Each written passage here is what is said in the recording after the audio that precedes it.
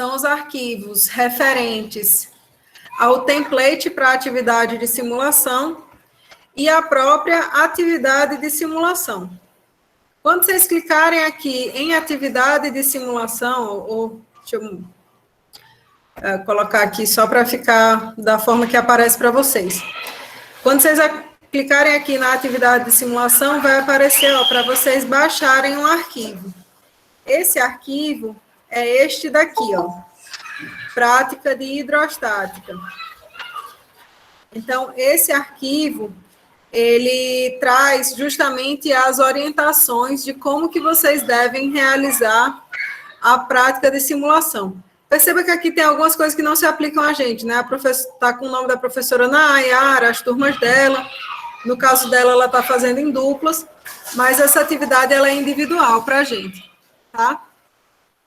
E aqui tem, ó, o link para o simulador. Eu acredito que eu tenha apresentado para vocês antes, né? Esse simulador, como é que vocês trabalham com ele e tudo mais, né? Uma reguinha aqui para vocês colocarem os níveis de líquidos, enfim. E mudar a massa específica do fluido, né? A aceleração da gravidade, enfim, todas essas funcionalidades do simulador, elas estão descritas aqui nesse arquivo, né, que é o plano da atividade de simulação, como é que vocês vão fazer eles, né? Então, aqui tem 4 questõezinhas para vocês trabalharem com esse simulador, certo? E aqui vocês também têm um vídeo explicando para vocês como que pode usar esse simulador, né? Esse vídeo aqui vocês podem acessar, é da professora Nayara ensinando como mexe com o simulador. E aqui, ó, justamente com base em quais critérios que a gente vai avaliar vocês. Então, nesse ponto daqui, dos critérios de avaliação, vocês vão ver um critério a respeito à elaboração do relatório, se você conseguiu ou não calcular e explicar corretamente a primeira questão, a segunda, terceira e quarta questão, certo? Então, esse é o nosso espelho de correção para a prática de simulação, e isso aqui já está no SIGA de vocês, certo? Essa atividade de simulação, eu coloquei ela, se eu não me engano, no SIGA até o dia 12. Isso significa que dia 8 a gente vai fazer a nossa prova, né? E vocês têm aí mais 3, 4 dias para estarem concluindo essa atividade de simulação. É uma atividade bastante simples, né? Vale 1 ponto. E qualquer dúvida, vocês podem me procurar ou procurar os monitores para estar realizando ela, certo? E aí, aquele arquivo template da atividade de simulação é a forma como a gente deseja receber o relatório de vocês, né? Então, aqui, onde tem um espaço, obviamente, vocês vão tirar isso, né? Mas vão deixar o espaço, né? Onde tem o resumo, vocês vão limitados aqui a essas instruções que tem dizendo, né? Palavra, em letras maiúsculas, o texto com tamanho tal, espaçamento tal, tantos caracteres. Então, vocês vão obedecer essas regras aqui nesse espaço que é fornecido para cada um desses itens, né? E aí, ó, aqui a gente também dispõe o que que deve constar na parte de introdução, o que deve constar na parte de resultados, como apresentar isso, né? Como mostrar cada figura, né? Esse é o template que a gente vai usar, certo? Então, esse arquivo, ele também já foi disponibilizado no SIGA de vocês. Beleza? Tranquilos com isso aí? Tranquilo, professor. Beleza. Então, hoje é a nossa última aula de conteúdo, certo? referente a essa primeira unidade. E aí, a gente vai, primeiro, cobrir essa parte final do conteúdo, e em seguida a gente retoma, né, os exercícios e tudo mais. Inclusive, se vocês quiserem, né, puderem, já tem aqui no YouTube a aula de hoje de exercícios, a aula extra de estática, para vocês verem aí, fazerem as coisas. Lejana, tive que vir para cá, não teve jeito não. Professora, Diga. a data do questionário vai ficar até dia 6 mesmo? Porque a senhora falou que era até o dia da prova. Eu vou alterar. A Cigar ainda está até dia 6. Pablo, se eu não alterar hoje, por favor, me mande um e-mail para eu me recordar disso, tá bom? Certo, eu mando. Obrigada. Então, o que vai acontecer agora na vida da gente, né? A gente estava, até a aula passada, trabalhando com as forças hidrostáticas, né? As forças que surgiam em decorrência desse fluido estar na condição estática, em superfícies que estavam submersas nesse fluido, né? E aí a gente trabalhou com superfícies horizontais, vimos que esse era um problema bastante simples, né, de resolver. A gente, para calcular a força, bastava multiplicar a pressão que atuava naquele nível de fluido vezes a área da própria superfície, e aí a gente obtinha a força, né? Para a superfície vertical, a gente disse que era preciso fazer a integração, né, dessa pressão em níveis infinitesimais, em áreas infinitesimais. Então, a gente, através disso, conseguia calcular a força resultante, né? E fizemos isso para esse caso, né, de um tanque cilíndrico. A gente conseguiu resolver logo no começo da aula. E, em seguida, a gente tratou das superfícies inclinadas. Quando a gente começou a tratar das superfícies inclinadas, a gente viu que existia um ângulo, né? Esse ângulo θ aqui, que era formado justamente entre a superfície livre do líquido e a placa, né, que estava inclinada dentro desse meio fluido. E aí a gente disse, ó, medidas verticais de profundidade, a gente vai chamar de H, e a gente vai chamar de Y, todas as medidas ao longo, né, dessa inclinação dessa placa. E vimos que essas duas coisas se relacionavam através do seno desse ângulo, né, cateto oposto. H, profundidade vertical, pela hipotenusa, eixo Y. Então, nós podemos, na aula passada, né, conseguimos calcular o módulo da força resultante, né, e aprendemos também como era que a gente calculava o ponto de aplicação, né, a linha de ação dessa força. Isso foi a nossa aula, as nossas aulas anteriores. O problema que a gente se depara agora é o de calcular essa força resultante quando a gente trabalha com superfícies que são curvas. Por quê? O que acontece? Estou passando aqui essas resoluções de exercício, né, que eu fiz semestres anteriores. Quando a gente trabalha com superfícies que são curvas, como essa superfície aqui, né, o cálculo dessas pressões, dessas forças referentes a essa coluna hidrostática, ele deveria ser mais complexo, né? Porque a gente precisaria integrar uma expressão da pressão vezes uma área infinitesimal ao longo de toda essa superfície, e essa área, perceba, né, que ela seria normal à superfície em cada ponto. Então, aqui ela poderia apontar nessa direção, mas nesse ponto aqui, ela poderia, né, já ter uma outra direção. Então, essa integração não é uma integração simples de ser feita, né? Porque a cada momento aqui, a gente tem uma área que estaria mudando de direção. Então, o que a gente fez para contornar esse problema? Se eu pegar essa superfície livre aqui, essa superfície curva, né? E projetar ela, jogar essa superfície aqui nesse eixo vertical, eu vou ter esse trecho aqui, A, B. Se eu fizer a mesma coisa com essa superfície ao longo aqui dessa direção, eu vou ter essa projeção aqui, de B para C. Isso aqui, pessoal, é o equivalente a gente fazer o seguinte, ó. A gente tem um rosto,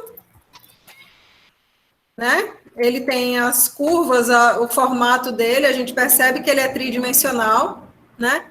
Mas eu posso também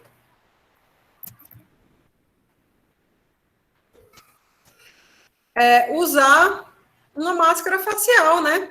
E aí, se a gente for pegar uma máscara facial qualquer, e você for olhar como que é o formato, né, de uma máscara facial, ela é a projeção da superfície do rosto, que é curva, em um plano. Então, a gente teria algo como isso aqui, né? Só os buraquinhos dos olhos e da boca e um trisquinho aqui marcando o nariz.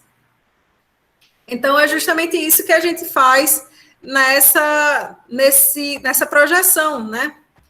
Então, a gente joga essa superfície que é curva em um plano vertical e um plano horizontal, certo? Para que a gente faz isso? Porque uma vez que a gente faça esse processo, a gente engloba, ó, um bloco de fluido aqui, entre a superfície curva e essas projeções, e esse bloco de fluido, né, toda a força que esse bloco de fluido exercer sobre a superfície vai exercer sobre o bloco de fluido, certo? Então, eu ouvi direitinho a zoada de alguém entrando, mas tudo bem. Então, a gente vai usar justamente a terceira lei de Newton para relacionar essas duas coisas. Então, toda a força que esse bloco de fluido exercer sobre a superfície curva, a superfície curva vai responder com uma força, ó, aqui, ó, uma força resultante, ó, de igual magnitude e direção oposta, né, sobre o bloco de líquido. Então, quando a gente faz essas projeções aqui, a gente verifica que na projeção horizontal, ou seja, quando eu pego aquela superfície e jogo aqui para esse eixo horizontal, a gente observa que vai existir uma distribuição de pressão atuando sobre essa superfície que é uniforme.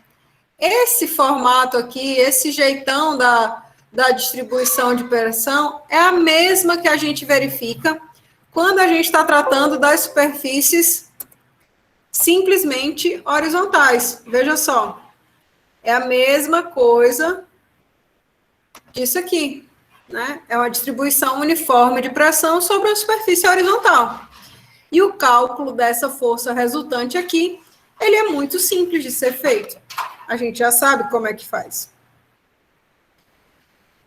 Para a superfície vertical, né?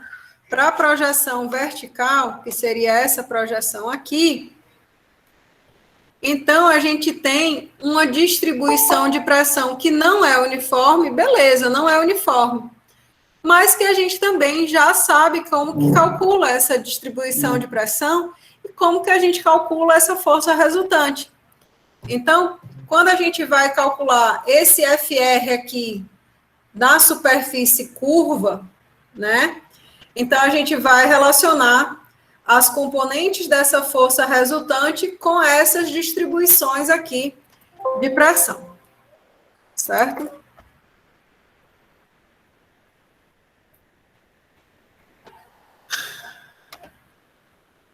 Então, veja só. A força FR, que seria essa força de resposta aqui, essa resultante resposta, né? A gente pode decompor ela em uma componente horizontal, FH, e uma componente vertical aqui, FV, certo? Se a gente observar, FH, ó, ela tem que ser numericamente igual a essa força aqui, oriunda dessa distribuição de pressão aqui, certo? Então, FH é igual a Fx. A componente vertical, que seria FV, né, ela vai ter que ser igual à componente da força referente à carga hidrostática de pressão, Fy, mais o peso do fluido que está contido aqui nesse bloco. Então, a gente consegue, com facilidade, relacionar essas duas componentes da força resultante. Certo? Então, veja só. FH é igual à força resultante dessa carga não uniforme de pressão aqui, da superfície vertical, e FV é igual à força referente a essa distribuição aqui, na projeção horizontal, mais o peso do bloco de fluido, certo? Como é que calcula Fx e Fy? Do jeito que a gente já vinha calculando para a superfície horizontal, para Fy, e superfície submersa vertical para Fx, certo?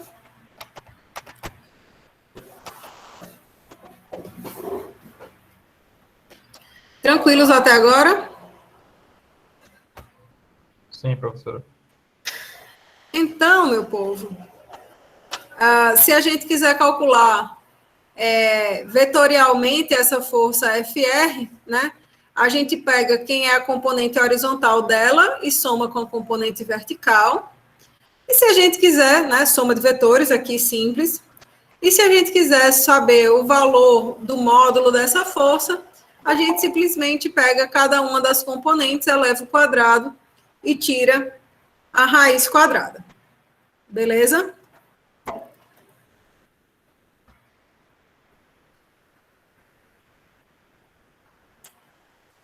Então, para superfícies curvas, né, a gente tem essa facilidade aí.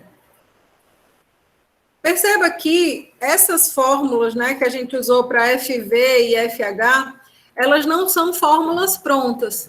Por quê? Porque elas dependem da geometria, né, do processo. Então, se a gente tem uma superfície curva como essa que está mostrada aqui na figura, né, e só abaixo dessa superfície é que eu tenho um bloco de líquido, então, no caso, a componente vertical aqui, ao invés de se somar com o peso, eu preciso subtrair, não é isso? Então, ó, no caso anterior, Fy se somava com o peso para produzir esse FV aqui.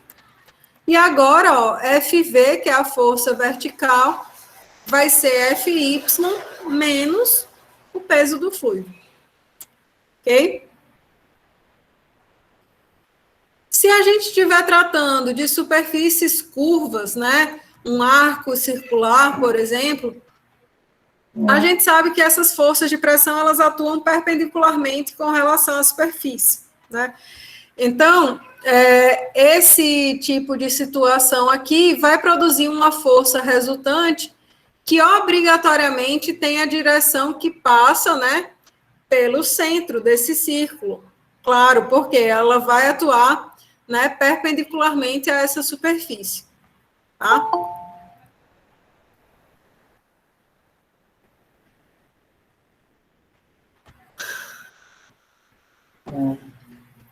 Nosso último tópico, antes da gente concluir, né, essa parte de estática de fluidos, é o tópico referente ao empuxo, né? E o empuxo também é uma força que se relaciona com essa estática de fluidos, né? Porque ele surge justamente em decorrência do desequilíbrio de forças quando um elemento ele está submerso num meio fluido, certo? Então,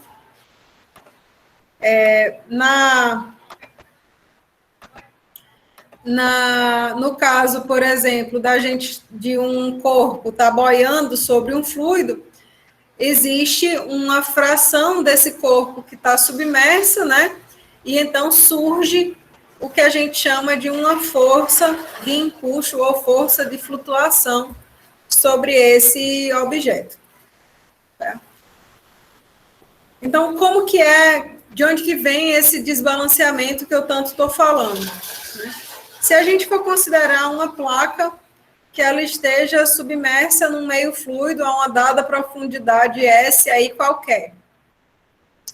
Na superfície superior dessa placa vai existir uma força, né, que surge em decorrência da coluna hidrostática de fluido, e essa força ela tem magnitude da pressão que atua aqui, vezes a área. Pressão essa sendo dada por ρ vezes G vezes a profundidade S. Na face inferior, a gente verifica uma situação análoga, igual, na verdade. Então, a força que surge nessa face inferior em decorrência da coluna hidrostática, ela é ρ do fluido vezes G vezes a profundidade dessa face inferior, que seria a profundidade S mais a espessura aí, esse H do fluido, vezes a área, né? Então, esse aqui é o termo de pressão hidrostática, vezes a área dessa placa. Perceba que se a gente fizer a diferença entre essas forças, né? Vai existir uma força líquida que resta aí entre esses dois valores. Essa força resultante, ela tem magnitude ρ do fluido vezes G vezes H, né? Porque aqui, ó, esses termos com S, eles se cancelam, vezes a área, né? Então, a gente sabe que a área vezes a espessura vai produzir justamente um volume, né? Então, a força de empuxo, ela traz justamente essa relação com o volume do objeto que está submerso. E aí, a gente chama essa força de empuxo como sendo uma consequência aí, né, do princípio de Arquimedes, que diz que a força de flutuação que age sobre um corpo é igual ao peso do líquido deslocado por ele. Como assim, peso do líquido deslocado por ele? Quando a gente multiplica aqui massa específica do fluido vezes o volume do objeto, eu tenho massa de fluido, né? Massa de fluido que foi deslocada pela presença daquele objeto. Quando a gente multiplica isso pela aceleração da gravidade, então a gente tem, ó, que a força de empuxo ela é igual ao peso, realmente, do líquido deslocado pelo objeto. E aí ela vai agir, ó, essa força de empuxo, ela sempre age para cima no centroide do volume deslocado, certo? Então, é no centroide do volume que foi deslocado pela presença daquele corpo, daquele objeto. Se a gente observar essa equação, a gente tem algumas, né, informações importantes, né, conclusões interessantes que a gente pode chegar. Por exemplo, a força de empuxo, ela não depende da distância entre o corpo e a superfície livre, né? Perceba, aqui a gente trabalha somente com o volume do próprio objeto, não trabalha com a distância a partir da superfície livre em momento algum. Além disso, ó, a força de empuxo não depende da massa específica do corpo. A força de empuxo depende exclusivamente da massa específica do fluido, né? Ela é igual ao peso do fluido que foi deslocado por aquele objeto. Aí muita gente fica dizendo assim, não, professora, não tem cabimento. Tem que depender da massa específica do fluido. Não tem do objeto. Não depende da massa específica do objeto. O que vocês podem estar, em algum momento, se confundindo é a questão de se um objeto vai ou não afundar em um dado meio. E aí, essa relação, se ele vai afundar ou não, é que depende da massa específica desse objeto e do fluido que a gente está considerando, certo? A gente vai ver isso mais adiante.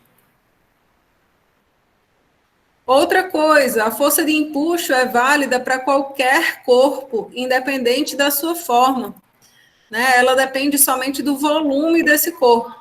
Então, se a gente estiver falando de uma placa de 2 metros quadrados ou de um objeto, de uma bola cujo... Eita, uma placa de 2 metros quadrados, ó. Uma placa ou um cubo, né? Um cubo qualquer com 2 metros cúbicos, ou um cilindro com 2 metros cúbicos, ou uma esfera com 2 metros cúbicos, todos esses elementos vão produzir a mesma, né, força de empuxo.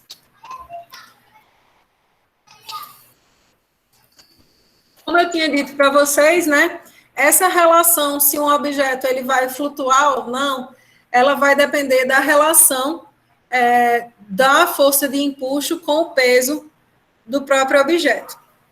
Então, a força de empuxo, ela surge em decorrência desse fluido ter sido deslocado pela presença do objeto.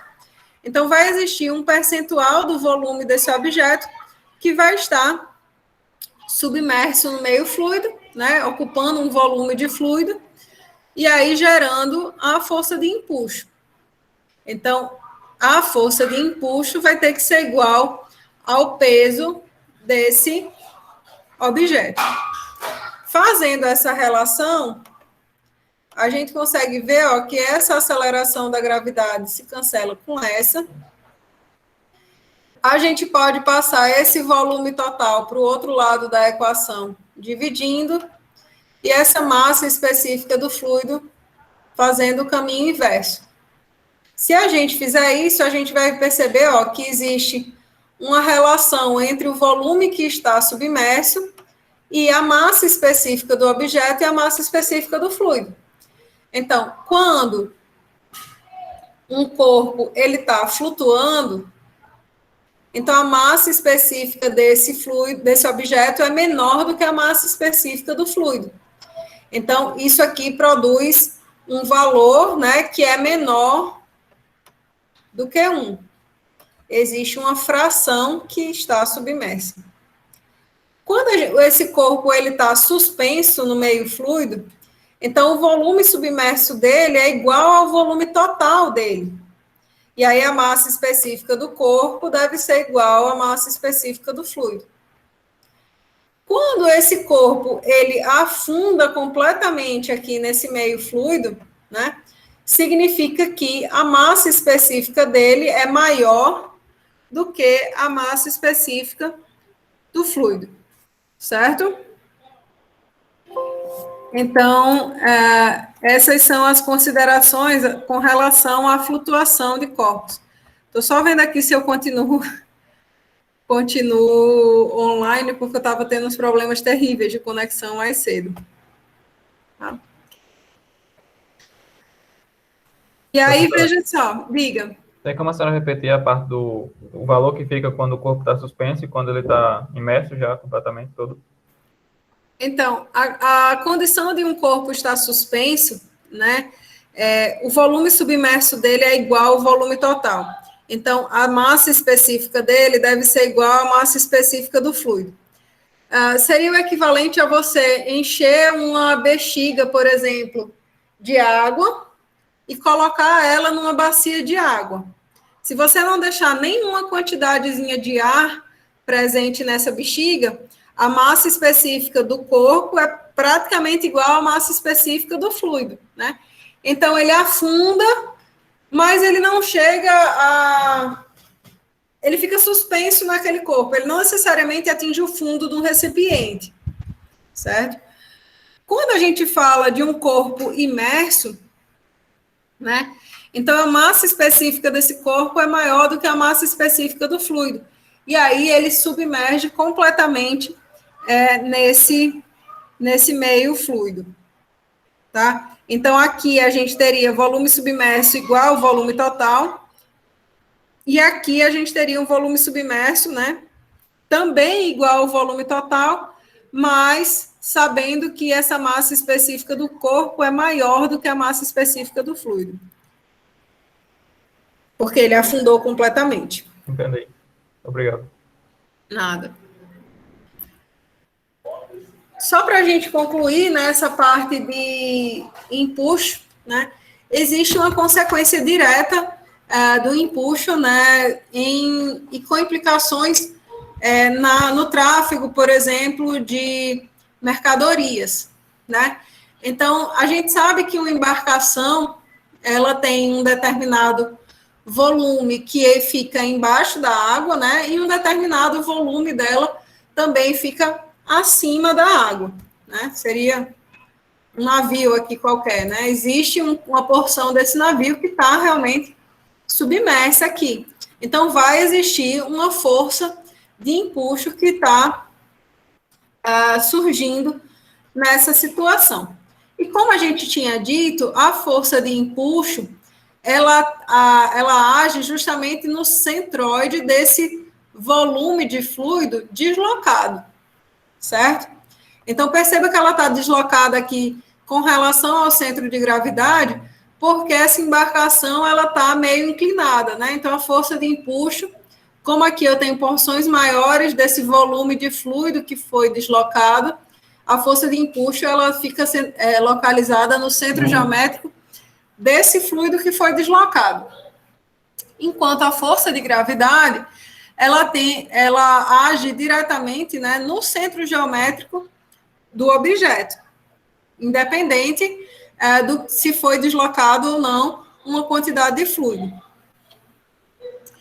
Na situação dessa figura aqui, da esquerda, a gente percebe que a força de empuxo forma com a gravidade um par de conjugado de forças que tende a fazer com que essa embarcação faça isso, né? Rotacione, de maneira que ela tende a se alinhar, né? E essa embarcação tende a se aprumar. Na segunda embarcação, perceba que, novamente, ó, a força de empuxo age mais para esse lado direito, porque a gente tem a inclinação aqui dessa embarcação. Mas, nesse segundo caso, como o centro geométrico da figura, o centro geométrico dessa embarcação, ele está aqui mais alto, né? Esse conjugado dessas forças, ele forma, né? Produz um momento resultante que tende a fazer o quê? Emborcar essa embarcação, certo? Então, perceba, isso aqui é decorrente do fato desse centro de massa, né, esse CG da embarcação, ele ter ficado muito elevado.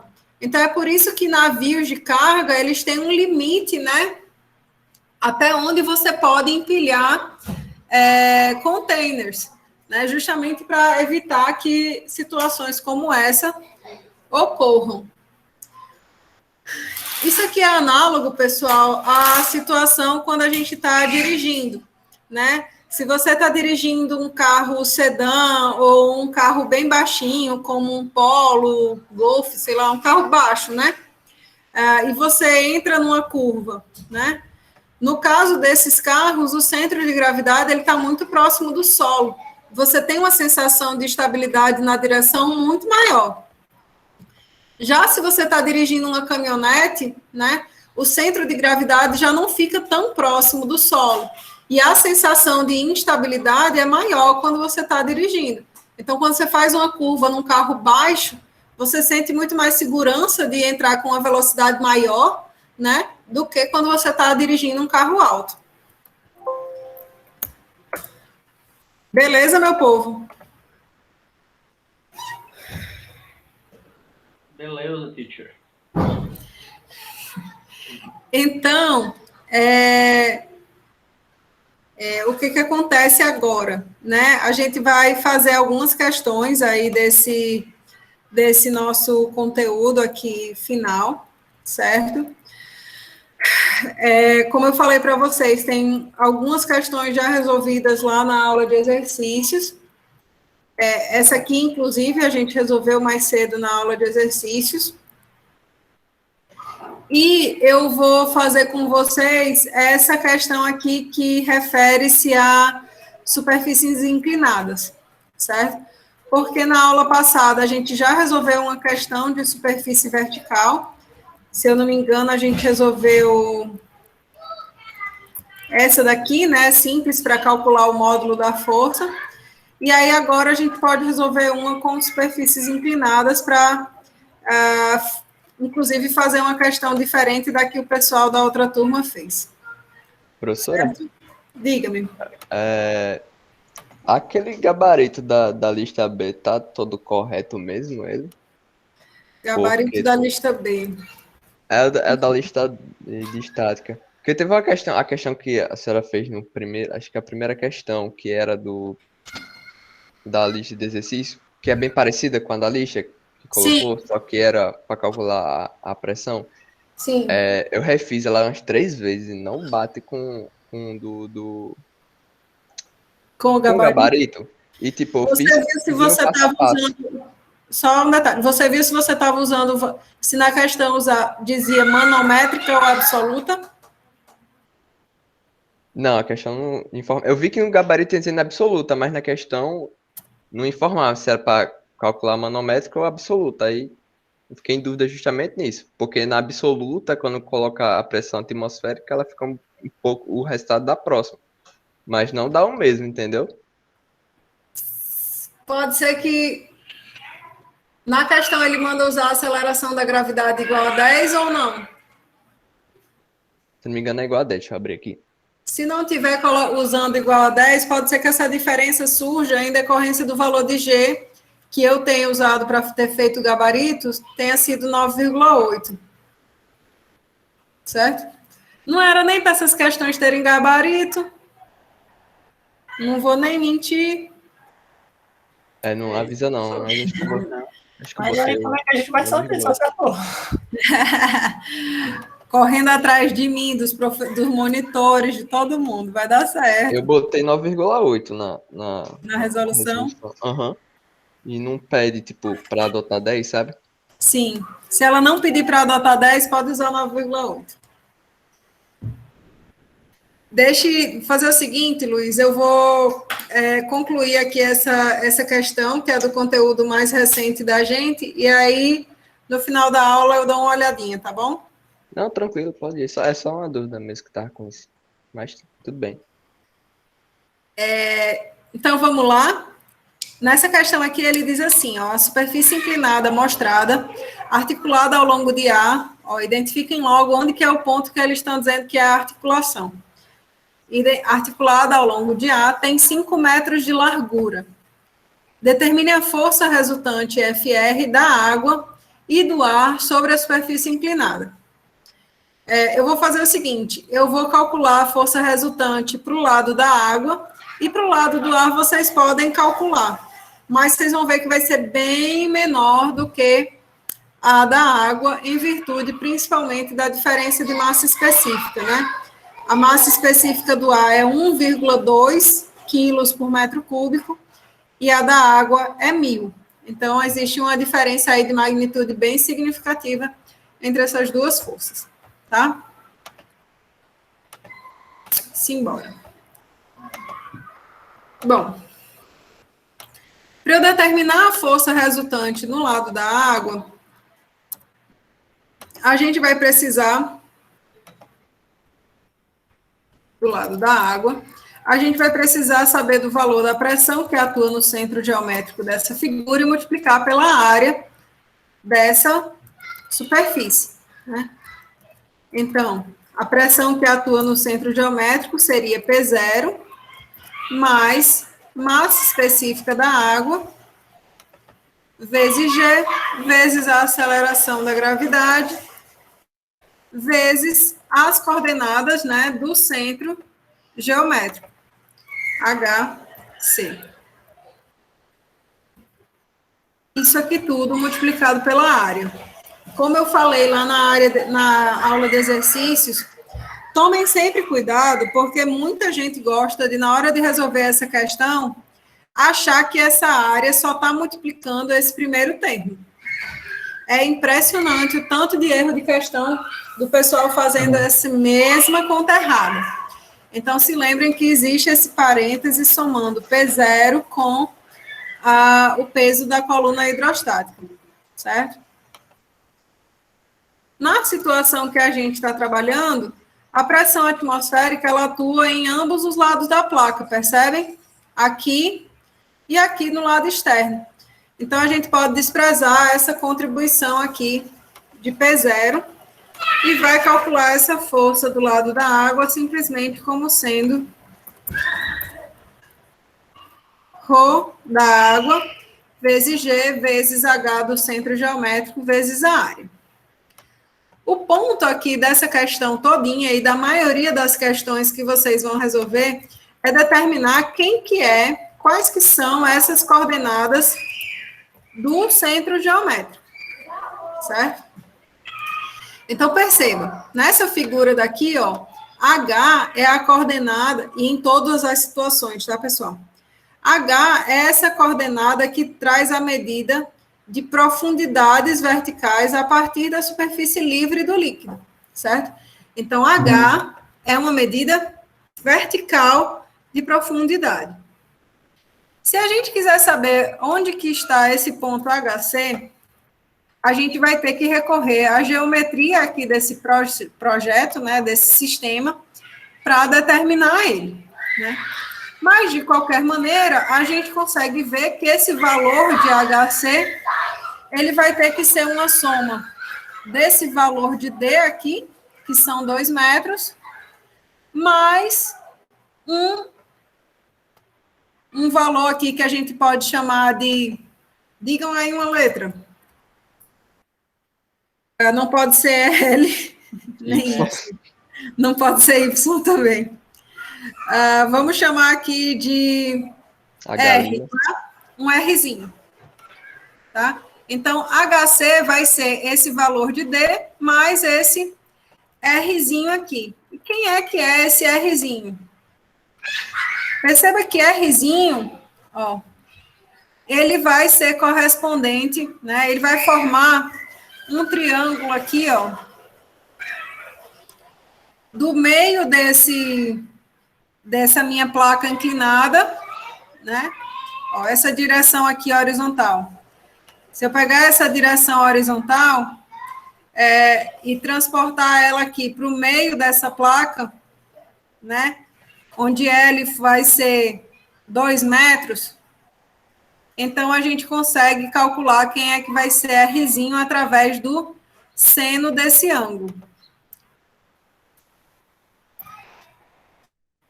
Veja só.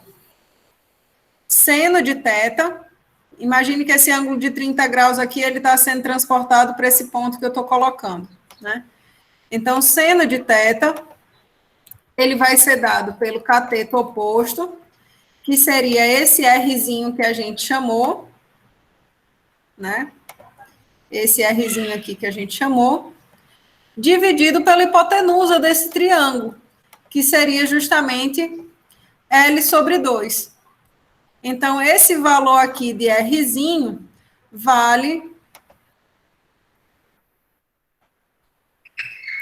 L sobre 2 seno de 30 graus. Alguém ficou com dúvida de como que eu fiz isso? Por que que é L sobre 2? Eu coloquei aqui esse eixo horizontal, né, que eu desenhei, justamente na metade dessa placa, né? Por quê? Porque a gente sabe que o centro geométrico de uma placa retangular é na metade dessa dimensão dela que a gente está trabalhando. Certo? Deixa eu ir atrás de energia agora. Já vim atrás de internet, agora eu vou ter que ir atrás de energia.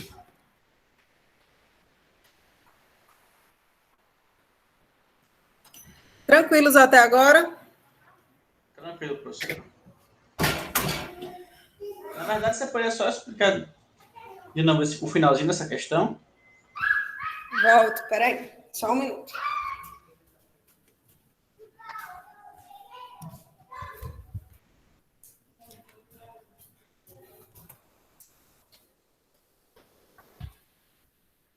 Eba. Não vou atrapalhar ninguém. Então, vê só. A gente está atrás de determinar quem é essa coordenada do centro geométrico, HC. E HC é uma medida de, né, profundidades, né, verticais. Então, a gente disse que esse valor de HC ele seria dado pelo valor de D, né, que é essa distância aqui, mais um valor que a gente chamou de R. E esse valor de R, a gente vai obter ele através das relações trigonométricas dessa inclinação dessa placa. Então, se essa placa está inclinada completamente, então isso aqui forma um triângulo, né, da seguinte forma. A gente teria seno de 30 graus, né, essa dimensão aqui todinha seria L, né, essa parcela aqui toda seria o L. E aqui, ó, nesse eixo vertical, a gente teria a altura, né, desse trecho. Só que a gente não está interessado nesse triângulo todo. A gente está interessado no triângulo que é formado na metade do L dessa placa. Por que na metade? Porque é justamente na coordenada do centro geométrico dela. Então, L sobre 2. E esse Rzinho, que a gente chamou, né? Esse trechinho aqui. Então, o seno desse ângulo vai ser dado por cateto oposto, que é R, dividido pela hipotenusa desse triângulo aqui, que é L sobre 2. Então, esse valorzinho de R vai ser L sobre 2, seno de θ. Então, as coordenadas do centro geométrico vão ser D mais L sobre 2, seno de 30 graus. Certo? Então, substituindo aqui os valores, a gente teria D vale 2, L vale 4, seno de 30 graus.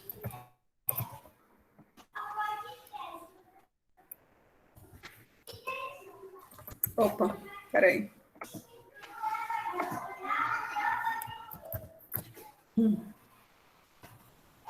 Será que isso aqui está em... Seno de 30 é meio, vezes 4 dividido por 2, mais 2. Então, o valor da coordenada HC é de 3 metros. Isso aqui é igual a 3.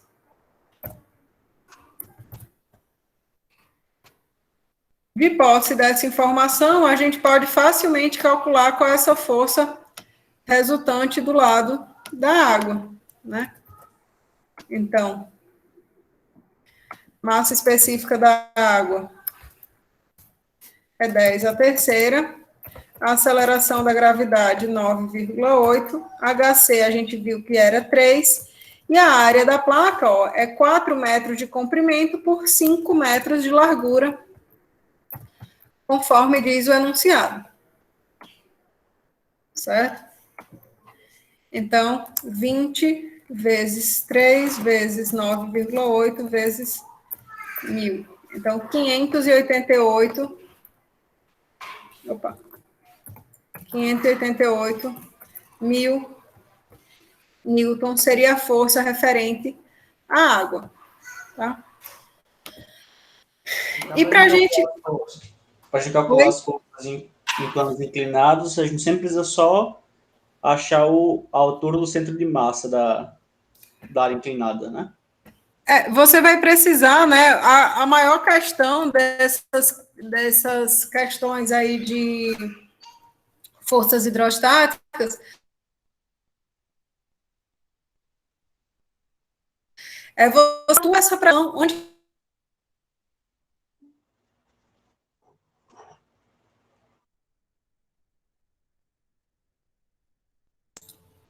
travou só para mim ou mais alguém tá Não, travando? travou aqui também. Tá O áudio. Travou aqui também. Caiu. Pode ser a internet da professora.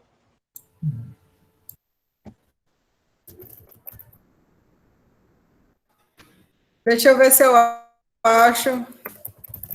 Agora já deu para ouvir, professor. Você Já dá fala pra enquanto- ver, professora.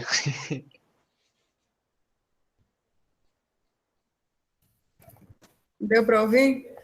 Então vamos rezar para dar certo, tá, meu povo? A gente já está quase concluindo. O que a gente vai precisar, perceba que ele pediu para vocês determinarem a força resultante. Quando ele fala determinar a força resultante, não é só o módulo, mas também aonde que ela está sendo aplicada, certo? Então, o módulo a gente já determinou. O ponto de aplicação dessa força, a gente vai ver agora, né? Então, a gente sabe da fórmula, né? Que o ponto de aplicação da força, ele diz respeito às coordenadas do centro geométrico, mais uma fração que corresponde ao produto da massa específica, vezes a aceleração seno do ângulo, vezes o momento de inércia, dividido pela própria força resultante, certo? Então, perceba, opa, eu já botei seno de 30, ó. Ah, meu Jesus, seno de teta. Perceba que essa fórmula aqui, ela diz respeito ao tal do eixo Y, né, que eu falei para vocês, que era diferente de quando a gente tratava de valores de H. Por quê? Porque justamente esse eixo Y, ele traz essas medidas, oh meu Deus, nesse eixo, né, que passa pelo plano da própria superfície, né? Então, aquela expressão, ela foi determinada com relação a esse eixo, e não as medidas de profundidade vertical. Então, se faz necessário que a gente determine os valores, né, para esse eixo aí, inclinado. E não é coisa, não é bicho de 7 cabeças, não tem nada de outro mundo a gente fazer isso. Veja só. A gente não já tinha determinado qual que era o valor de HC? Né? A gente determinou aqui, HC vale 3 metros. Esse ângulo θ aqui, pessoal, esse ângulo θ, se a gente estender essa superfície aqui, ó, esse ângulo ele vai se manter em toda essa extensão. Então, essa inclinação que a gente está vendo aqui da parede, né, ela é a mesma, ela se mantém a mesma até esse ponto aqui, que seria o encontro teórico, certo? Eu vou deixar como encontro teórico, dessa superfície livre do líquido, ó, com a extensão aqui dessa parede. Percebe? Que isso aqui, esse ângulo de 30 graus, ele é o mesmo. Então, a gente pode correlacionar, ó, essa coordenada do HC que a gente tem, perceba, HC é essa medida aqui na vertical. A gente já sabe que isso aqui vale 3 metros.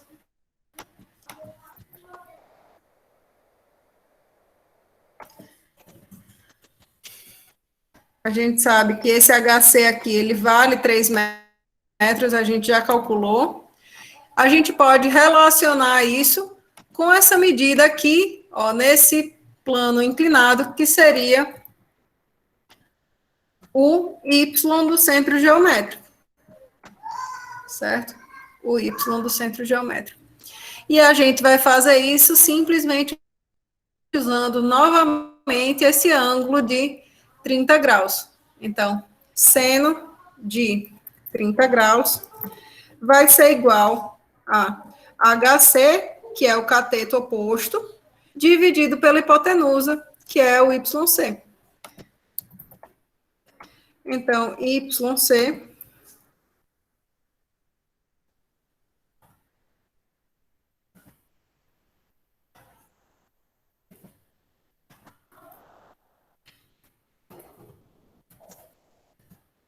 HC dividido por seno de 30. Então, é 3 dividido por seno de 30.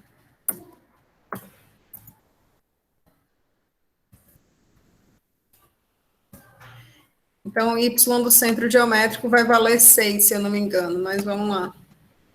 Seno de 30 é meio, né? 3 dividido por meio vai dar justamente 6 metros. Então, YC aqui fica sendo 6.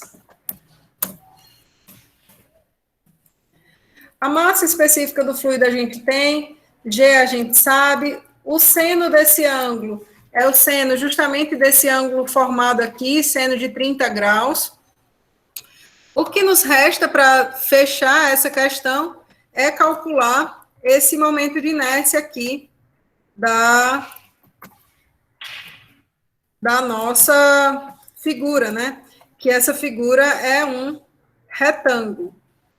Se a gente for pegar as tabelas de momento de inércia, e eu vou pegar aqui para, mesmo quem faltou a aula de exercício mais cedo, né, poder ver como que a gente faz esse raciocínio. Se a gente pegar essas tabelas de momento de inércia, a gente vai ver que para essa geometria, que é um retângulo, o momento de inércia é dado por BH terceira dividido por 12, certo? Aí vocês vão me dizer, de onde que você está tirando isso, professora? Quem danado é B? Eu não sei quem é B, né? Então, eu vou apagar aqui essas coisas todas para a gente poder fazer essa identificação sem maiores problemas, tá? Eu tô querendo ver onde é que tá o retângulo, professor. Oxente, ainda está atrás do retângulo. Veja só, a gente está falando de uma comporta, né? Essa comporta aqui, ele disse que era uma placa, né? Uma superfície inclinada. Que ela tem aqui, ó, 4 metros de... como é o nome disso? De altura, né? Essa placa, ela tem 4 metros de altura, mas ela segue, ó. Se você pegar essa placa, ela segue para cá, né? Para fora do plano da página, formando um retângulo. Deixa eu apagar isso, que ficou muito feio. Então, você pode ver. Deixa eu ver como que eu posso botar isso numa perspectiva menos feia. Meu Jesus, sou muito ruim de desenho, mas vamos lá. Imagine que eu estou aqui, ó, jogando essa placa para cá, né? Meu Senhor e meu Deus. A pessoa deixa que Tá tanto, mas totalmente não errado. consegue mesmo. Não, peraí, vai dar certo. Não, não temas, vai dar certo. Agora sim. Olha aí. Tá vendo? Tudo deu certo agora. Lindo. Maravilhoso. Essa placa aqui, ela sai desse plano da página, tá, pessoal? Ela tem 4 metros aqui de altura, mas no questionário, ó, no enunciado, ela diz, ó, tem 5 metros de largura. Então, essa dimensão que sai do plano da página, ela tem 5 metros, certo? E por que isso é importante? Agora faz sentido, os 4,5 de área. Eu usar esses 5 metros ali, que não estava entendendo, não. Olha aí. Então, por que essa informação é importante? Por que saber qual dimensão é qual vai ser importante para a gente? Porque quando a gente for calcular, ó, esse momento de inércia aqui da tabela, a gente vai precisar pegar um lado do retângulo e multiplicar pelo outro elevado à terceira. Então, a gente precisa saber quem é quem, para saber qual dos dois a gente vai elevar à terceira, né? Então, perceba, na figura da tabela, ele coloca aqui um eixo que passa, né, pelo centro geométrico. Na nossa figura aqui do sistema, né, do nosso problema, é informado que essa placa, ela é articulada ao longo de A. Então, aqui no ponto A, existe um eixo, né, que ele está aqui, ó, alinhado com esse lado do retângulo, e é justamente ao redor desse eixo que se espera que isso possa rotacionar, certo? Por que eu estou falando isso? Porque esse lado aqui, ó, esse eixo que a gente acabou de identificar, ele vai ser importante aqui nessa atribuição de quem é B, quem é H. Na figura da tabela, ó, existe um eixo que passa pelo centro geométrico, né? E um lado do retângulo, ele é paralelo a esse eixo. O lado paralelo ele chamou de B. E um outro lado do retângulo, existe uma outra cota, né? Que ele chamou de H. Então, H é perpendicular ao eixo, B é paralelo ao eixo. Então, a gente vai pegar essa relação de quem é B e quem é H na nossa tabela e jogar aqui para a nossa situação. Esse é o nosso eixo, né? Quem está paralelo a esse eixo? Eita, meu Deus. Quem está paralelo a esse eixo é o que a gente chamou de B. Então, B vai ser igual a 5. E quem está perpendicular a esse eixo é o que a tabela aqui chamou de H. Né? Então, H vale esses 4 metros daqui. Deu para entender aí? Eu tentei fazer o mais passo a passo possível para fazer isso funcionar. Mas se não entenderam, eu volto de novo. Acho que entendi, porque, tipo, o eixo não teria como ser o outro, porque senão não abriria, né, a portinhola, basicamente. Aí o eixo tem que estar preso a uma base, né, no caso, aqui, das paredes. Ele coloca na questão, né, que o eixo está articulado aqui em A. Poderia existir, né, vamos supor, uma outra configuração de construção em que você colocasse o eixo aqui, né, nessa direção. Mas, para essa outra configuração de construção, essa placa ia abrir assim, né, como uma porta de shopping, né? E não como... Isso aqui é como uma portinhola de cachorro, né? Esse desenho, ele abre e fecha como... Eita, caramba! Como uma portinhola de cachorro. Deu certo aí? Quem é B, quem é H? Uhum. Pronto. Então, a gente vai pegar aqui o nosso cálculo do momento de inércia e vai dizer que B vale 5 metros, H vale 4 metros, e vai dividir isso aqui tudo por 12. Então, esse momento de inércia vai ficar 4 vezes 4 vezes 4, vezes 5, dividido por 12. 26,666 metros a quarta.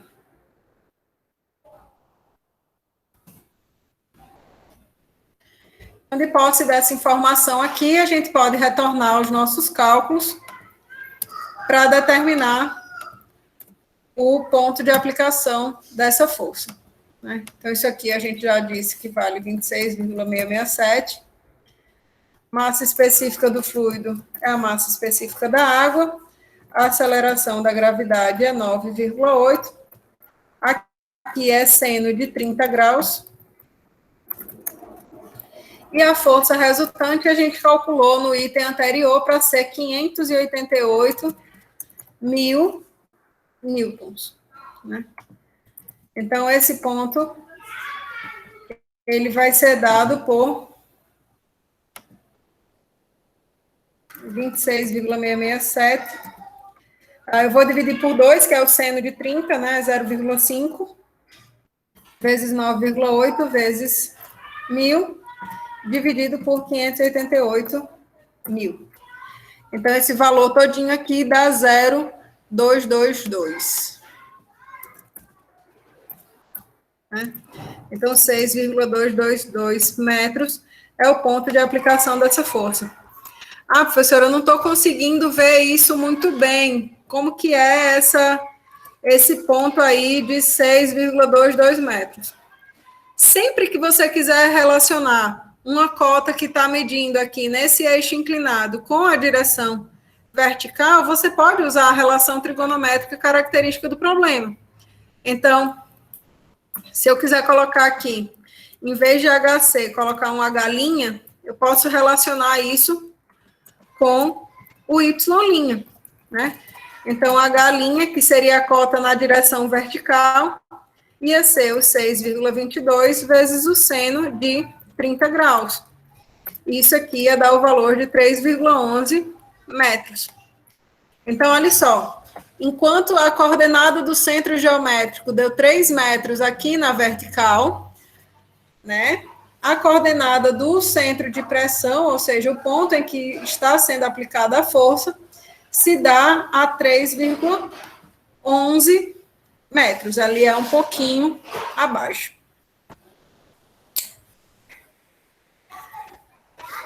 Esse galo vai já para a panela. Isso é meu filho correndo lá embaixo. Tu acredita, Yuri? Isso é meu menino correndo lá embaixo feito um doido. Queria ter um pouquinho dessa energia, viu, professora? Aí é disposto, meu filho. Karen, me diga aí, o que é que tu não entendeste dessa questão? Onde foi que você se embananou? Essa parte aqui você entendeu de calcular a força resultante?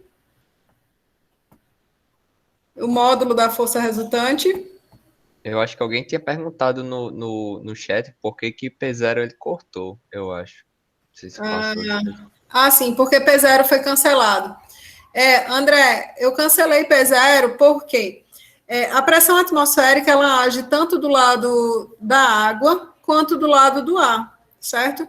Então, a contribuição da pressão atmosférica pode ser cancelada, tá bom? Essa parte aqui do cálculo do módulo da força, todo mundo entendeu? Por que a gente usou esse valor de HC igual a 3 metros e tudo mais? Sim, professor. Essa parte eu entendi sim, professor. Pronto.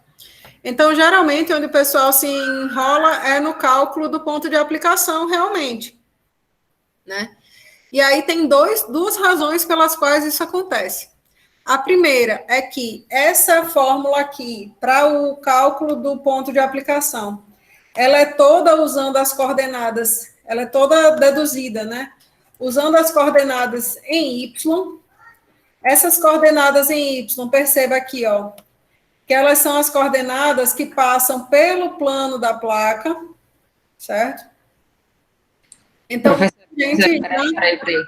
Então, esse triângulo aí, esse que está com umas retinhas para baixo, é o triângulo tipo que está preto no desenho? Triângulo que está preto. Eu não estou entendendo esse triângulo aí. Assim, aqui, então, ó, a figura original era essa daqui, ó. Deixa eu tirar tudo daqui. A figura original era essa, certo? O que acontece? Quando a gente trabalha com superfícies inclinadas, existem 2 eixos. O eixo que vai medir as profundidades verticais a partir desse nível livre, da superfície livre do líquido. E existe um outro eixo, que é o eixo que vai se relacionar com a inclinação da placa, certo? Até a gente encontrar a superfície livre do líquido, tá? Esses 2 eixos, eles se relacionam justamente através dessa inclinação da superfície, ó, esse ângulo θ aqui de 30 graus. Então, sempre que você tiver uma placa inclinada, você vai incorrer numa situação como essa, né? É justamente o que a gente tinha aqui, ó. A gente tinha uma medida de profundidade vertical, que eu disse para vocês na aula passada, que a gente ia chamar de H, né? E existia um eixo Y, que ele passava pelo plano da placa até a superfície livre do fluido. E aí, ó, formava esse triângulo aqui, e esse ângulo θ aqui, seno desse ângulo, era cateto oposto, que eram medidas de profundidade vertical, pela hipotenusa, que era Y, certo? Então, esse triângulo aí, sempre que você tiver uma superfície inclinada, ele vai existir. Só que na figura da questão, esse triângulo ele não está evidente logo de cara, né? Então, o que a gente fez? A gente pegou essa superfície que estava inclinada, estendeu ela até onde a gente podia, e também estendeu, ó, a superfície livre do líquido, para a gente conseguir ver esse triângulo bem claramente, certo? Então, esse ângulo de 30 graus aqui é esse mesmo ângulo aqui. Seno de 30 vai ser cateto oposto, que são medidas na cota H, pela hipotenusa, que são medidas nesse ângulo, nesse plano inclinado. Certo? Até aí tá tudo bem? Ah, caramba. Certo, professora. Certo, professora. Cuidado aí. Então, essa relação trigonométrica a gente usou sempre que foi necessário para a gente converter uma coisa em outra, tá? Então, por exemplo, quando a gente foi calcular qual que era a altura HC, né, que era a altura vertical aqui do centro geométrico dessa placa, a gente disse, olha, HC, ela vai cair aqui justamente na metade desses 4 metros de largura aqui, e aí o que a gente vai fazer? E no caso, esses 4 metros é tipo essa abertura aí que tem entre essas duas placas cinzas. Isso. É justamente a placa inclinada que a gente está estudando. Certo? Então, eu peguei e disse, ó, HC, que é a altura do centro geométrico dessa placa a partir da vertical, vai ser dada através de uma relação trigonométrica que vai ser D, que é essa distância aqui externa, né, esse D aqui externo, mais um Rzinho que eu vou obter pela trigonometria aqui. Então, seno de θ vai ser cateto oposto, Rzinho, pela hipotenusa, que era metade desse L aqui.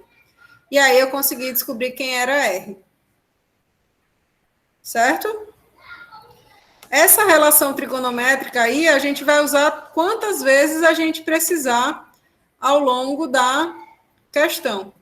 Esse ângulo aí é muito importante para a gente. Certo? Então, com isso, eu descobri quem era esse Rzinho que eu chamei aqui, né? E somei R com D para achar quem era HC. Deu 3 metros. Quando a gente vai usar essa fórmula aqui que eu falei para vocês para determinar o ponto de aplicação da força, ela foi toda deduzida a partir de um eixo que passa pelo plano da superfície inclinada, né? Então, ela foi toda deduzida para esse eixo Y aqui. Então, a gente tem que usar os valores, né, referentes a esse plano inclinado.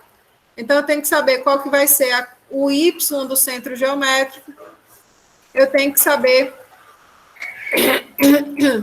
qual que é o ângulo de inclinação aqui, esse seno, para usar esse seno de θ. E eu vou ter que usar o momento de inércia, certo? Dessa figura. Vocês tiveram mais dúvidas em quê? Em achar YC ou em determinar esse ICG? O ICG. O ICG? Pronto. Só para dizer, né? O YC vocês obtêm pela mesma relação aqui trigonométrica, né? Usando esse seno de 30 graus. E aí, ó, seno de 30 é HC por YC. Então, você acha quem é Y do centro geométrico. Para substituir aqui na fórmula. A parte do ICG, que é o momento de inércia, a gente se utiliza, ó, dessas tabelas. Certo? E nessas tabelas de momento de inércia, a gente sabe que essa placa aqui, ó, ela é uma placa tridimensional. Ele diz que ela tem 4 metros aqui de altura nessa figura, mas ela tem também 5 metros de largura, ó, que ele bota na questão. Então, é como se essa placa daqui, na realidade, ela vem para cá, né, para fora desse plano, 5 metros. Não sei se era mais fácil fazer um retângulo assim, inclinar. Deixa eu ver se eu consigo. Pronto. Então, isso aqui é um retângulo, ó, que seria a nossa placa. Ele tem 5 metros. Certo? Deixa eu mudar de cor para ficar mais destacado isso aqui. Essa seria a nossa placa. E aí, o que acontece é que na questão ele diz, olha, essa placa, ela é articulada ao longo de A. Na figura, A é esse ponto aqui, então existe esse eixo que passa aqui ao longo desse ponto A. Então, essa placa aqui, ela pode fazer isso aqui. Ela pode rotacionar ao longo desse eixo, certo? E nas tabelas de momento de inércia, ele traz isso aqui. Ele traz simplesmente um retângulo, um eixo que passa pelo centro geométrico, que é o que a gente vai usar, né? E diz que o cálculo desse momento de inércia, ele é dado por BH terceira dividido por 2. Só que na figura tem 2 dimensões. Tem a dimensão que é alinhada com esse eixo e a dimensão que é perpendicular a esse eixo. Quem está alinhado com o eixo, né, paralelo a esse eixo, é a dimensão que ele chamou de B de bola. Então, aqui na nossa figura, quem está na direção paralela a esse eixo é B de bola, que seria, ó, os 5 metros de largura. E a dimensão que está perpendicular a esse eixo, ó, o eixo está aqui. Então, quem está perpendicular a esse eixo é H, que ele chamou, que vale, no nosso caso, 4 metros. Então, por isso que quando a gente foi calcular esse momento de inércia, a gente disse que B valia os 5 metros de largura e H valia os 4 metros, que é justamente essa dimensão aqui da figura. Certo?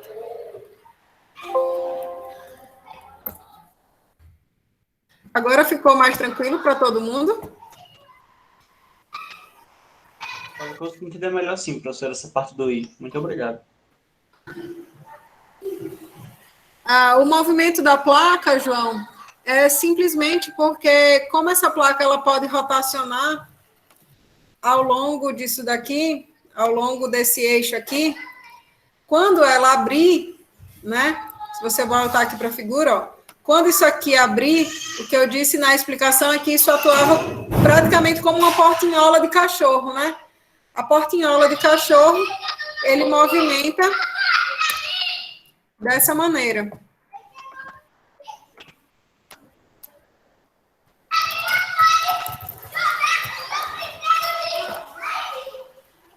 Então, seria dessa forma, né? Gente, sem conta um negócio desse. Então, foi só isso que eu quis dizer. Ela é articulada aqui, ela podia abrir dessa maneira, ou parecido com isso. Beleza, meu povo? Beleza, professor. Então, assim, eu digo para vocês, né, antes de tudo, acessarem aqui o canal do YouTube, virem os exercícios que a gente fez nas 2 aulas, né? Tem uma playlist aqui que é só dos meus encontros síncronos, mas que eu também coloquei, também consta aqui, né, as aulas de exercícios, né, a aula de exercícios extra, essa aula de estática, para vocês verem como que está essa resolução dos exercícios. E não se esqueçam, né, de entrar em contato aí com a gente, com os monitores e tudo mais, porque a gente já está em cima da hora. Então, para quem ainda tem dificuldade de achar os horários e como que acessar os monitores, ó, vocês podem vir aqui em notícias, né? Aí tem aqui, ó, monitoria. todos os horários e todas as salas em que os monitores estão disponíveis para vocês, ok? Beleza, meu povo?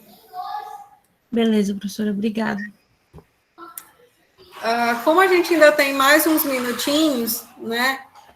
Eu fiquei devendo uma resolução de uma questão para Joelson, da outra turma, e eu queria resolver com vocês uma questão de empuxo, né? Para a gente também fazer essa parte. Então, eu vou primeiro resolver essa aqui de empuxo, e se sobrar tempo, aí a gente resolve a de Joelson, tá bom? Não sei se Joelson é dessa turma. Joelson, você é dessa turma, se manifeste. Eu já fiz a chamada. Ó, Natália já atrás da chamada. Estou fazendo agora. Só para lembrar, professora. Pois é, então. Joelson, eu acho que é da outra turma. Mas aí ele vê o vídeo depois, dá tudo certo. Então, nessa questão aqui, ó, ele coloca assim, a figura abaixo mostra o esboço de uma boia com diâmetro e peso iguais a 1,5 metros e 8,5 quilonewtons, que está presa no fundo do mar por um cabo.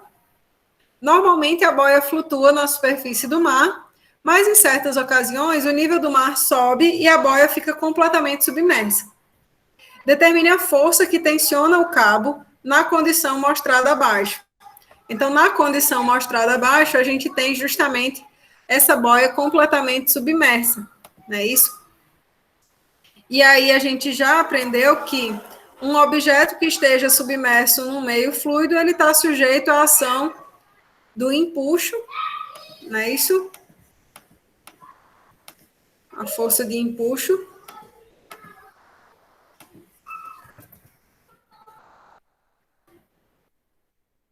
A gente sabe também que essa boia, obviamente, ela tem um peso, né?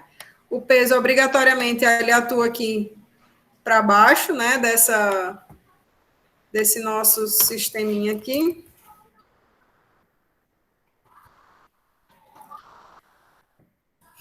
E a gente sabe que vai existir uma força aí de tração também atuando nessa situação. Eu vou colocar essa força de tração apontando para cima, tá? Mas é arbitrário. Se não for essa a direção da tração, então então o valor que a gente vai obter vai ser simplesmente negativo, tá? Tração. Então, na condição mostrada na figura, a gente sabe que o empuxo mais a tração tem que ser igual ao peso desse elemento, né? O peso dessa boia. A força de empuxo,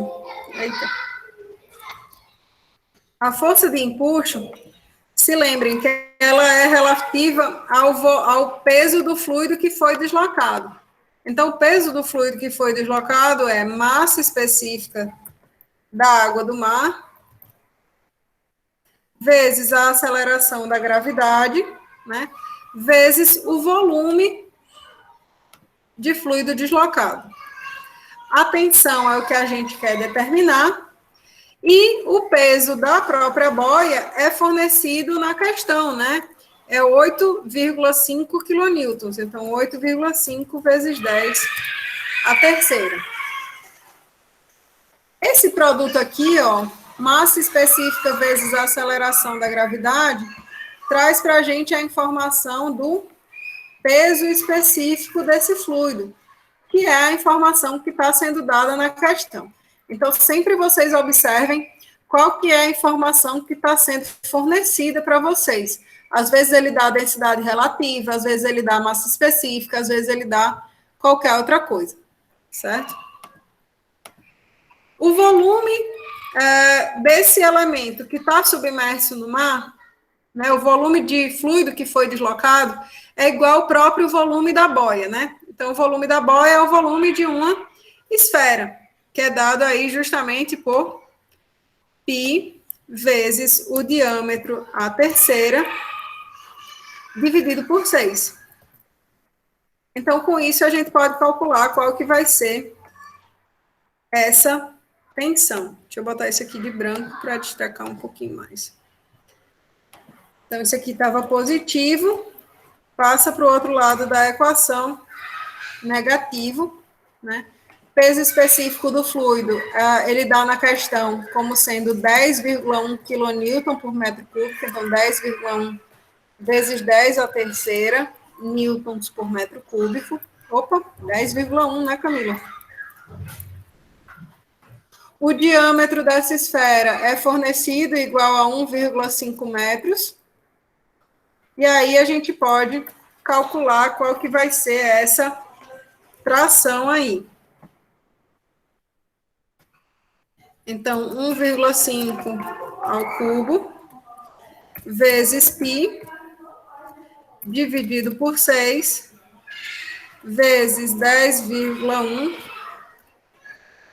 vezes 1000. Então, 8.000. Ah, Cacilda! Oh, meu Deus! Droga! 1,5 ao cubo vezes π dividido por 6 vezes Tá tranquilo, 10, professor, nós entendemos. vezes 10,1. Oh, que raiva, rapaz! Professora, Oi.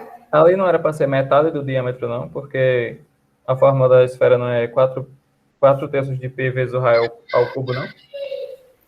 Eu tava com dúvida nisso aí também. Achei estranho. É porque vocês estão acostumados a usar, peraí, o volume da esfera como sendo 4 terços, né? É isso aqui? 4 terços de 4 terços de π, o raio ao R ao cubo. cubo. E R ao cubo. Isso. R ao cubo, né? Aí vamos lá. 4 terços. Opa, 4 terços.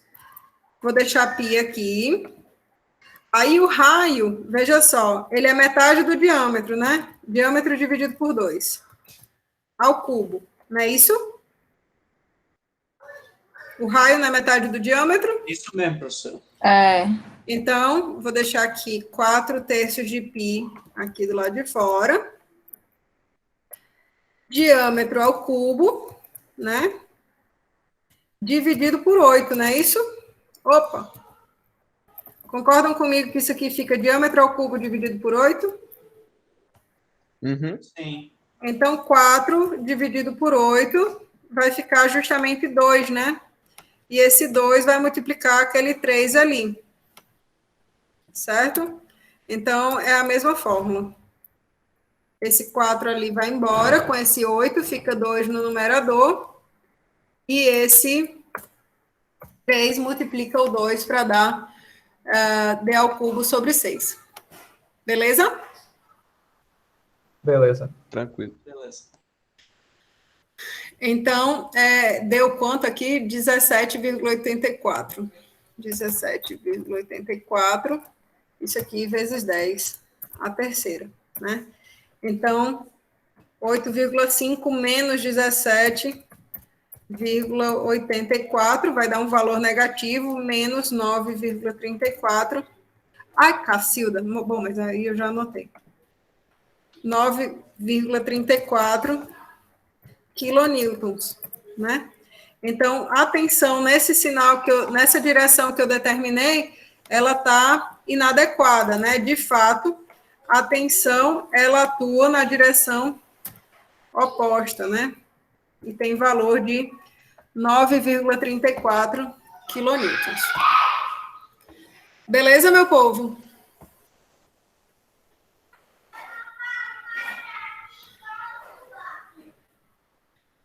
Ela fez tudo isso de cabeça. O que é que eu fiz de cabeça? Eu não fiz nada de cabeça, não.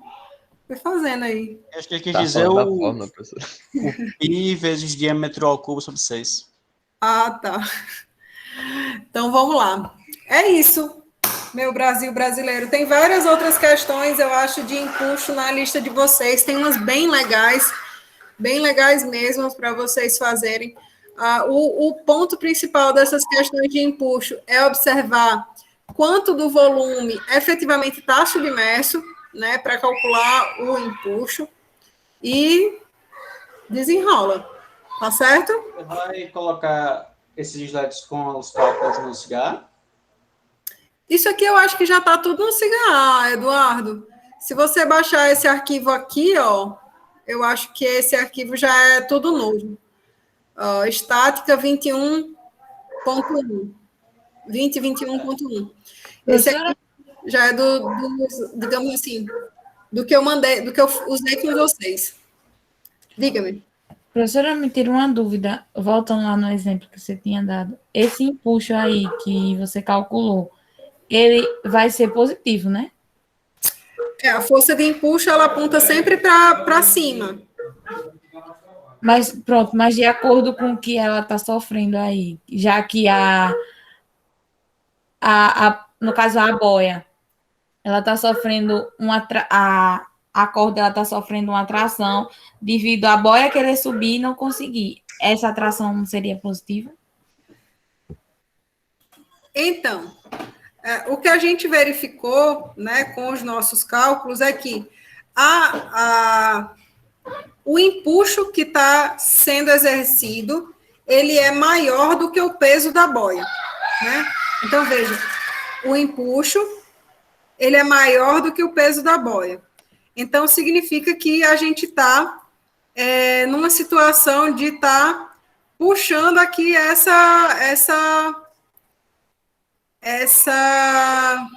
esse cabo. Entendi essa parte. Não sei se era isso que você estava perguntando, mas foi isso que aconteceu, né? O empuxo ele é maior do que o próprio Isso, peso. o empuxo é maior. Isso eu entendi. Aí a pressão que o fio está sentindo, ó, ele está tendo que resistir a essa ação do empuxo. Então, a pressão está sendo negativa. Entendi. Certo? Então, eu arbitrei inicialmente ele para cima, né? E verifiquei que, na realidade, ele está tendo que resistir à força líquida aqui entre empuxo e peso, que está puxando ele para cima. É isso mesmo, era isso mesmo que estava confundindo minha cabeça. Beleza, então, deu tudo certo? Deu, obrigada, professora. Obrigada a vocês, pessoal. Professora, diga. a senhora não vai fazer não a questão do rapaz da outra turma que a senhora disse? Sim, pelo amor de Deus, Joelson. Coitado do Joelson, falou comigo na outra aula e eu botei a questão dele para o final, já estava morta de cansada. Vale, meu Deus, eu peguei a 3 e a 4. Era 3, Luiz? Ou era 4? Era 3, professora, é isso mesmo. Era das velocidades. Amém, Senhor. Ainda bem que você estava lá. Essa questão é bastante... Eu acho que ela é parecida a uma que a gente fez em sala de aula, inclusive, né, de campo de velocidade. Ele dá a equação do campo de velocidade, dá qual é o valor das constantes, A e B, e pergunta, esse escoamento é uni, bi ou tridimensional? Ele é bidimensional porque só tem dependência com o eixo, com as coordenadas espaciais x e y, certo? Então, esse seria o primeiro ponto. E ele pede para calcular as componentes da velocidade no ponto 2,5. Então, o que você vai fazer? Você vai pegar a equação do campo e vai substituir os valores de x e de y. X vale 2, y vale meio. Então, não tem muito mistério aqui nesse ponto, não. Então, V vai ser A, que vale 2 metros, que multiplica o ponto X, né, que é 2 também, vezes Y, que vale 1,5, né? Isso aqui tudo na direção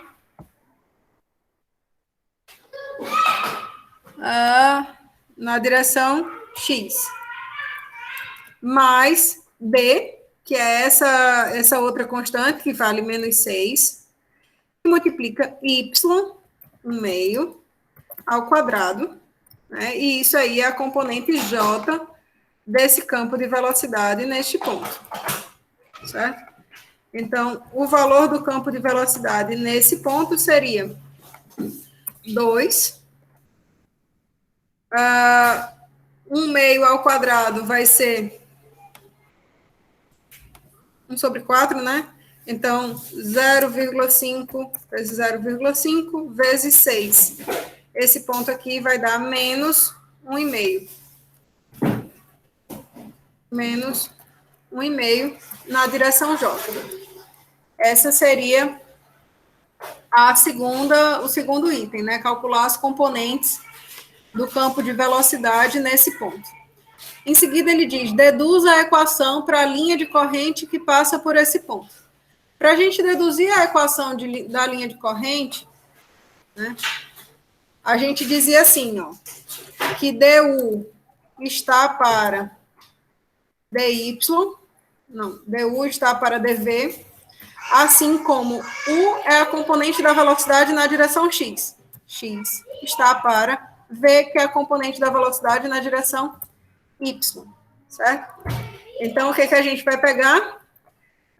Quem é a componente da velocidade na direção x e a componente da velocidade na direção y. Espera aí. Deixa eu ver se é isso mesmo a equação, só para não fazer bobagem aqui. Linhas de corrente. Opa. Pronto. É, justamente isso. Justamente isso não. Parecido com isso, porém, né, não necessariamente igual a isso que eu falei. Era U sobre V, ai caramba, igual a dx por dy. Né? Então, o que a gente vai pegar, né? A dx dy ao longo de uma linha de corrente é a componente U do campo de velocidade, a xy, dividido pela componente y, que é b, que é v de velocidade. By ao quadrado. Quando a gente fizer essa subtração, a gente fica com ax dividido por by, né? E aí a gente vai fazer essa integração simplesmente separando essas variáveis, né? Então, dx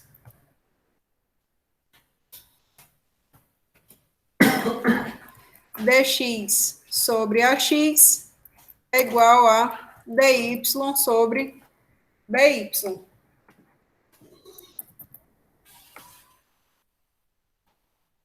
Então, quando a gente fizer a integração aqui nessa direção em x, a gente vai obter ln de x, 1 sobre a, Cacilda, 1 sobre a ln de x, né?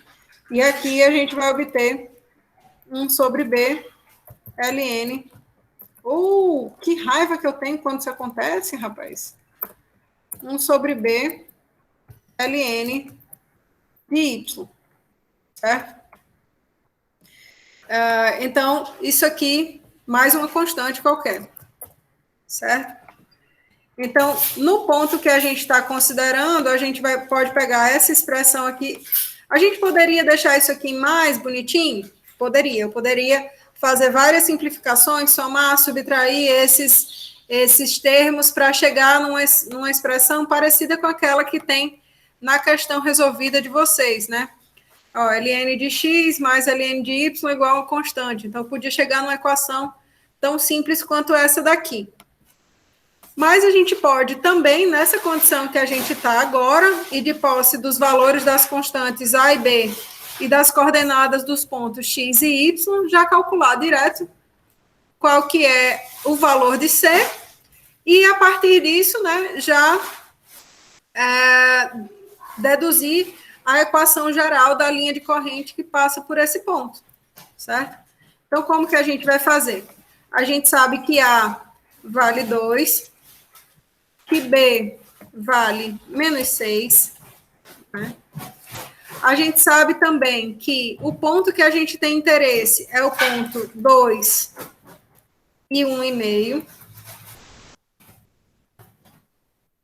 E com isso a gente vai calcular quem que é essa constante C, que é a característica dessa linha de corrente que passa nesse ponto. Então, esse termo aqui que estava negativo, ele vem para o outro lado da equação positivo. E aí, a gente vai para... Vigi, será que aqui aparece isso? Pronto. Então, 2. ln de 2 dividido por 2. Esse primeiro termo aqui deu justamente 0,3364. Agora, a gente vai calcular 1,5, né? O ln disso, menos 0,693 dividido por 6. Então, menos... Professora, não é 0,346, não? 0,346 foi esse primeiro que eu calculei aqui. Então, aí você O escreveu ln de errado. 2 dividido por meio. Não, você escreveu só trocado. Os dois últimos números. É 46, não 64. Ah, sim. Ah, tudo bem. Você viu isso, mulher? Eu não vi, mas está ótimo, eu aceito, porque eu realmente não lembro. É porque eu estava acompanhando aqui fazendo os cálculos. Ótimo. E aí, esse segundo Deu termo... 0,23 o resultado aí de C. Tá, então deixa eu escrever aqui só essa segunda parte aqui para o pessoal que for, né, depois fazer a conta. 5, então C ficou valendo quanto? 0,20. Deu 0,23 aqui. Pronto. Então, a constante para essa equação que passa através desses pontos 2 e 1,5, esse valor dessa constante C é 0,23. E a gente obteve esse valor quando a gente fez essa substituição. E a equação da linha de corrente que passa por esse ponto seria eu simplesmente substituir aqui, nessa equação que está genérica, os valores das constantes que são características desse problema, né? 2 vale 2, A vale 2 e B vale menos 6.